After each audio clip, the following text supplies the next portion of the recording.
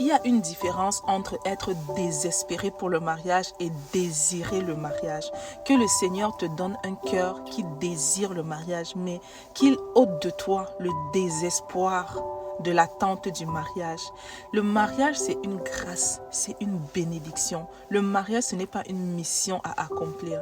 Par contre, sauver des âmes, c'est une mission à accomplir. La Bible dit: allez et faites des nations des disciples. Utiliser tes dons et tes talents au profit des autres, c'est une mission à accomplir. Parce que si Dieu t'a mis ses dons et talents, c'est parce qu'il voulait que les gens soient bénis à travers tes dons et tes talents. Alors commence à mettre tes yeux, à fixer tes yeux sur les missions que Dieu a mis sur ta vie et arrêter de fixer tes yeux sur les bénédictions que Dieu a mis dans ta vie. Si on est trop focalisé sur les bénédictions, on oublie la mission. C'est quoi ta mission sur cette terre? Dieu ne t'a pas créé seulement pour le mariage, seulement pour que tu deviennes millionnaire. Non, Dieu t'a créé pour que tu contribues à l'avancement du royaume des cieux. Alors commence à te poser la question: Seigneur, quelle est ma mission?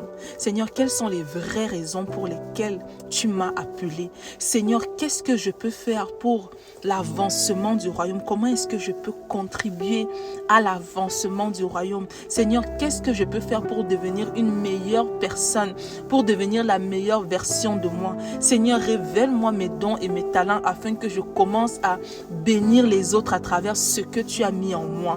Voilà les vraies prières. Ce n'est pas que la prière du mariage, c'est une fausse prière, mais si tu connais ta mission, tu connais tes dons et tes talents, tu connais ce pourquoi tu as été appelé, je suis pas mal sûre que ça va te conduire vers ta destinée. Et si tu es dans ta destinée, c'est sûr que tu vas trouver le mari.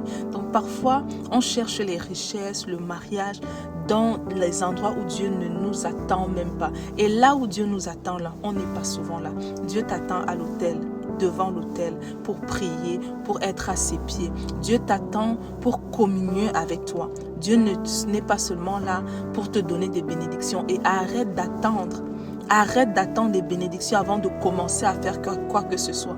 Que le premier jour de ce que tu veux faire soit aujourd'hui. Ne garde pas ce message.